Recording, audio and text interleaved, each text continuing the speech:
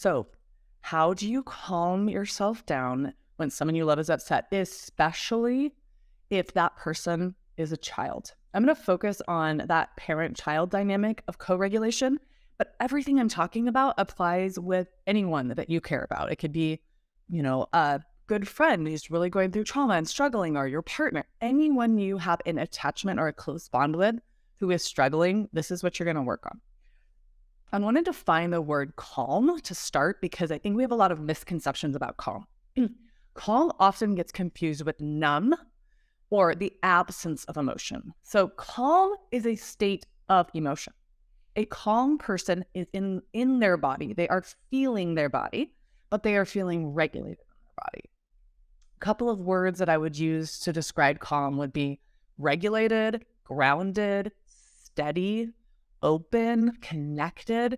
So a calm state is not the absence of emotion. And that's really important because I think generally as a human species, we tend towards these places of extreme in understanding some of the stuff, and calm is often misconstrued by authority figures who are dysregulated by your emotion, wanting you to not have emotion. And so having like an approval response when you are free of emotion, as opposed to when you feel regulated in what you feel.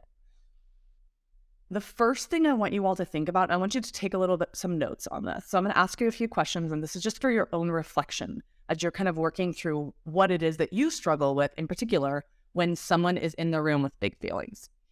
What is it you believe about emotions? So let's start there. We have 5 basic emotions. You have sorrow, which is about loss. You have anger, which is about violation. You have fear, which is about danger. You have joy, which is about fulfillment. And then you have shame, which is about worthiness. Okay. And all of us have different complex beliefs around each individual emotion. Now, obviously, within all of those emotions, there's a whole spectrum. So if I look at fear in particular, there's, feeling absolutely terrified, and then there's feeling like uneasy or a little uncomfortable, right? So it's not that there's 5 emotions, there's a trillion different variants on those things, but we use that to kind of help our brain understand what's the purpose of each one. So what were you taught? Were you taught that it's okay to be sad, but it's only okay to be sad if it's a very big deal? Like, you aren't allowed to be sad that, you didn't get a good grade on the test because that was your fault. Or you are only allowed to be sad when someone dies, not when someone, breaks up with you. Because you know what? Move on. There's more people in the world, right? Was there dismissiveness around sorrow, around sadness? Was anger viewed as something that is dangerous? A lot of people link anger with violence when actually violence is about a mindset and anger is a body state. And yes, we can be in an angry body state and have a violent mindset. And so those two things can feel linked, but they're actually not linked. Anger is a natural emotion that's coming up in our bodies when we feel violated in relationship in some way, shape, or form. So what were you taught about emotions? Is it your job to keep them under wrap? Did you have caregivers or communities that overreacted to your emotions? So when you were feeling something, the people around you that were supposed to co-regulate with you actually went into crisis themselves. So their reaction made you feel overstimulated, and then maybe you also dysregulated, or maybe you shut down. And social responses to emotions. So when someone is upset, what are you supposed to do? My sweet husband, he knows he's like fodder for content with me anywhere in the world, but he grew up in a home that was really uncomfortable with big, strong emotion. And so whenever, in our lives, someone we cared about was going through and talking with something emotional with me, which obviously you all can understand happens a lot in my life. If someone comes over and they're interacting with me, it's about 5 minutes before I know what's really going on in their world. And early on in my relationship with him, he would get so uncomfortable. We'd be like at a dinner with dear friends and someone would be sharing about a health problem or a loss or a trauma they were processing. And he would sort of like get all awkward, and then he would leave the table. He would like literally like go to the bathroom. And when we started unpacking it, I was like, what is that about? And it was this deep idea that it was kind to like allow people to feel their emotions separate from you, right? Like that it was that like your emotions are a burden to somebody else, right? And he didn't want anyone to feel like a burden to him. So in his mind, the better thing to do was like kind of just leave, because he figured they wanted to talk to me anyway and not to him, which now it's totally shifted. Now he sits at the table and he holds the feelings with them and he bears witness, and he understands that like the meaning of emotions is an opportunity to connect and process.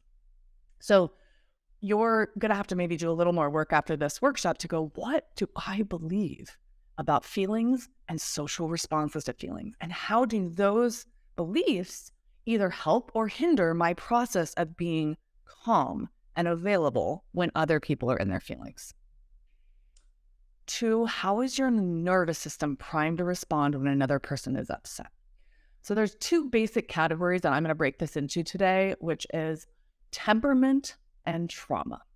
So you're young, let's say, and let's say that every time you had feelings, someone in your family got angry at you or shamed you or pushed you away.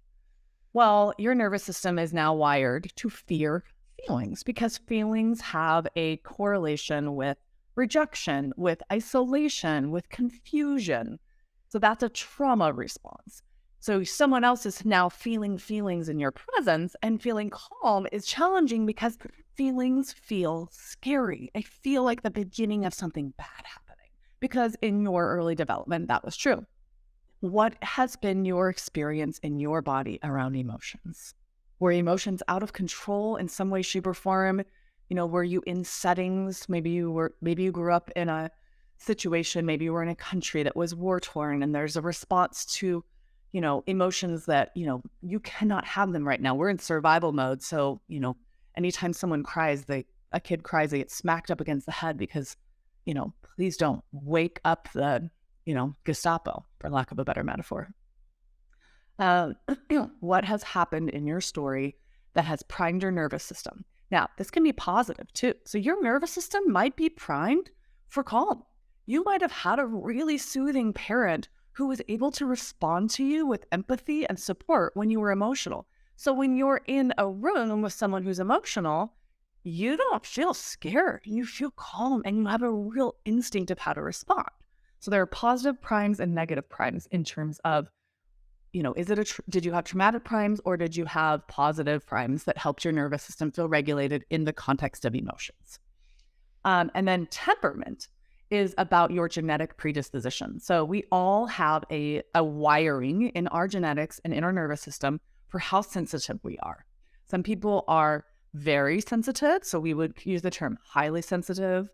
Dr. Becky's been trying to rebrand this and specific to children. She's calling them the deeply feeling kids. Some of the research uses a couple of terms, overexcitability, which is interesting, and high emotion contagion, right? So contagion, like you would catch a virus, like you catch emotions. How sensitive your nervous system is versus do you struggle on the other end of the system where you don't really feel the feelings of others easily. So you don't feel your own feelings easily. You have a very low sense of interoception or of reception of other people's emotions. So how are you in particular wired in your nervous system, both through trauma and temperament? And how is that a part of what's going to happen in your encounter with somebody else? Co-dysregulation is not a term, I made it up, but we talk about co-regulation a lot.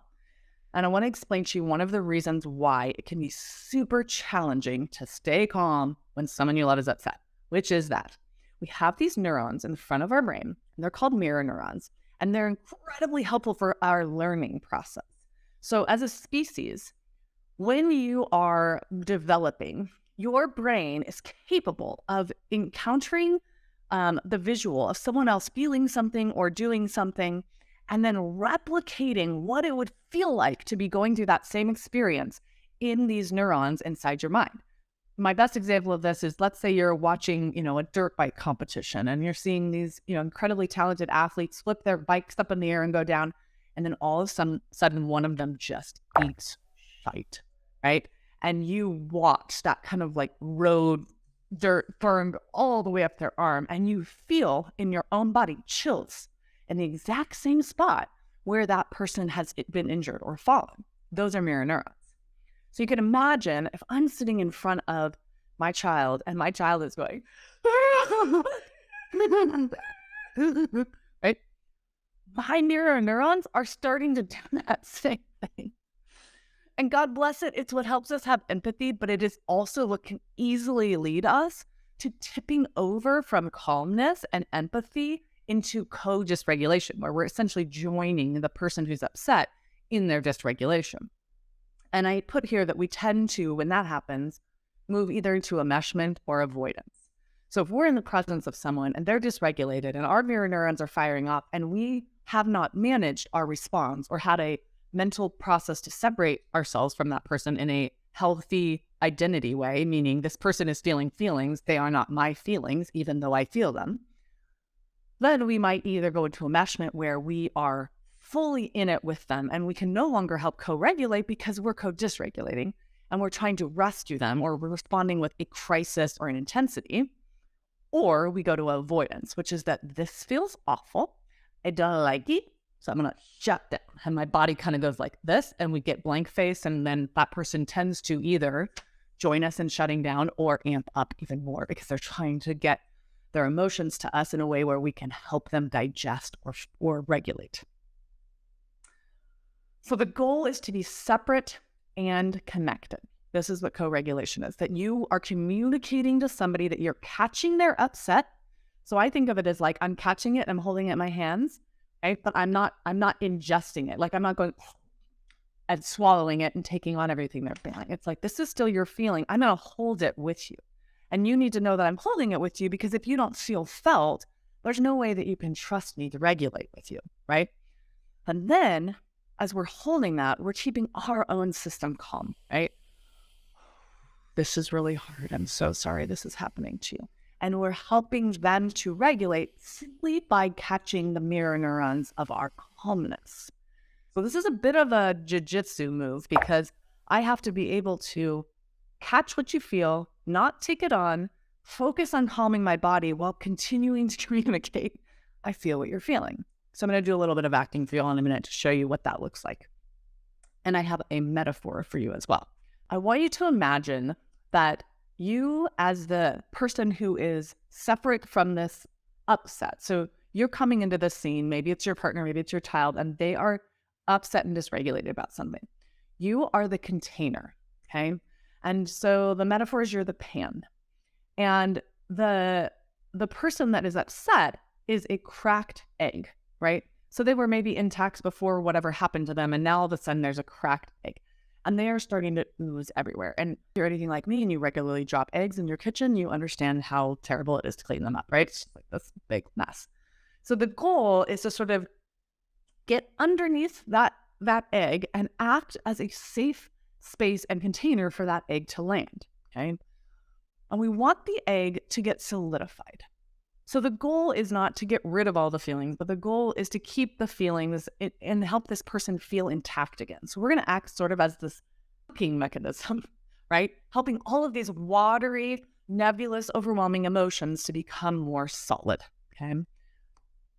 In this metaphor, you want to make sure that the pan is greased. So for those of you that identify as highly sensitive, your job is to make sure that you are not swallowing the emotions, right? That you're not taking it on, that you're not becoming the egg, you're not cracking yourself against, the non-pan, that you are remaining solid and containing them in a way that they can feel your separateness and your connectedness. So they can tell you're not enmeshing and you're not internalizing. Here's a couple of strategies to use. One is notice the space between your body and theirs. So if you're starting to get sucked in and overwhelmed and it feels like you're losing yourself, literally just visually notice that physical separation between their body as an entity and your body as an entity. Come up with some kind of a calming phrase like, my job is to care, not to fix. The wave of emotion will come down and I can ride along with it until it does. I promise you, you don't have to do anything to make the emotion stop or go away. It will run its course. And sometimes an emotion is going to come up and go like this for a little while, and then it's going to start to come down and it's going to go back up again. It depends on how tired the person is, how overwhelmed, how traumatized, do they have any form of cognitive struggle, or how is their brain wired, what's their neurotype, etc. But you are not trying to make the emotion stop. You are trying to be the calm container while the emotion takes its course. And then another thing would be use a sensory intervention for calming your own body, whether that's like, some kind of a fidget toy or squishy ball or gum. Gum helps release GABA in our brains when you chew on gum. GABA is the neurochemical for calm. My husband has a little sniffer. That sounds funny. A little scent, little pocket scent thing. I don't even know what to call it, but he takes it off and it's just a calming scent and he smells it. And he does this a lot, in particular with one of our highly sensitive children, because when she goes ballistic, it is sensory dysregulating. Her, literally, we call it the pterodactyl. I've never heard a child yell louder than my sweet little one. So find ways to ground your body so that you can remember that you are separate, you are calm, you are the container, and that you are taking this on. Now, if you're on the opposite side of the spectrum, where you tend to shut down or tend to shut out the emotions of others, you tend to put a lid on, right? Where it's like that, you see that egg coming and it's like, get me out of here, right? Which now the egg is all over you and all over them and all over the side of the pan, right? You want to focus your intention on the person's face. You want to tune into what it is they're feeling and imagine what it is when you feel that. So you're relaxing your body. You're imagining that your heart is opening up. You can imagine your heart to be like a set of doors, and that like this is this person you love and they're needing refuge in your heart. So you're going to let them into your heart so that they can feel contained. And imagine that the pain that they're feeling is this kind of poisonous mist that becomes neutralized when you enter the mist with them. So it's like as soon as you touch, not literally, but figuratively, where that connection enters and you've melted your body and you've opened your heart to them, you're not saying, do it, feel the feelings more, get more dysregulated. You're saying, I am with you, you are not alone, which will allow them to release the feelings. So there may be an increase in pain for a slight moment as you open up your arms to them, but then they will be able to take that pain back down to a more regulated or calm space because now they don't feel alone. Self-compassion over self-blame. So there's lots of reasons that we struggle to regulate. And I want you all to know, I think I've said this enough in my social media, but I want you to know very clearly, I am not a Zen Buddha all the time at all, by any means. I have 3 children and I am highly sensitive. So my body is always kind of in this regulation dance because I feel all the feels. So why are you struggling to regulate? Like if you recognize that this is a pattern and you're really not coping, step back and go into a self-compassion state. What's going on with me? Am I overstimulated? Have I had very little time alone or time to rest or time without pressure? Am I understimulated? Have I not had enough food, water, touch, support, nature, whatever? Have I not had enough sleep? Is there some kind of a past trauma that's getting activated that I need to enter a care space to help process and separate from this situation? Any present stressors that are going on in my life currently that are adding to my dysregulation? I was just thinking about for myself, if I have a bunch of work stuff that I need to get done, thinking about deadlines with my book that I was writing and trying to get something back to my editor, and like my kids having to have like pretty emotional or tender nights at the exact moment that I'm trying to get something done. It's going to be a lot harder for me to co-regulate because I'm like, can you please stop doing that right now? I don't have time for this. Or judgment from an external or internal audience. So if we're at a grocery store and our child is melting down, it's going to be harder to regulate because we are very aware of the judgment around us. Or if there's an internal audience, perhaps we internalize very strongly from a community or a caregiver or, a greater cultural message that it's our job to make sure that our kids are in control, right? Like that type of a message is going to make it very hard to regulate with our child because now we're panicked. Because if I don't get my kid to like shut up and calm down and stop acting out, right? If I view emotions as behavior, how am I going to get them to calm down? That's overwhelming. And now we're going to have to step back. So if any of these resonate with you, that would just be something to kind of start journaling about and reflecting about. I had to do a lot of my own personal work around the instinct to want to be viewed as someone that has all the answers. And I think you can understand why I would feel that way. And be able to go, no, what's my goal? My goal is for my kids in particular, but also my husband, also my friends, anyone I love, my siblings, to feel from me a deep sense of receptivity to their pain. I care. Like I want them to, no matter what, say, yeah, she's a little bit of a weirdo at times, but man, she always showed up when things were tough and she sat in our pain with us and she cared about what we were going through. And did she do it wrong sometimes? Yeah. Sometimes it was super annoying. And sometimes, she gave advice too fast, or she, kept wanting me to talk about my feelings and I wasn't in the mood. But she always showed up to care. And then last is using your village. So we talk about co-regulating as parents. You do need people that are co-regulating you as well. So whether that is a partner or friends or caregivers, grandparents, uncles, aunts, coworkers, it doesn't matter who. Who is in your life? Who can you call and say, I had a really, really awful day today. I'm exhausted. I was losing it with all of my kids. I feel awful. I even told one of my kids to cut it out and I didn't say it in a kind way. It was kind of like yucky. And who can be on that other end of the call with you and say, I'm so sorry. Raising kids is so hard. Because if you don't have anyone co-regulating you, it's just going to make that buffer that you have for your kids smaller and smaller and smaller.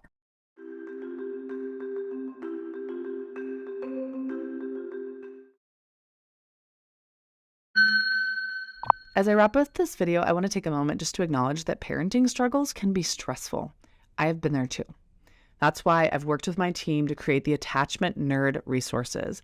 You have access to coaches, a supportive community, and essential videos and learning that are tailored to each child's developmental stage, context, and particular needs. Join us at attachmentnerd.com to help you forge deeper connections and overcome the daily challenges. Let's figure out how to thrive together.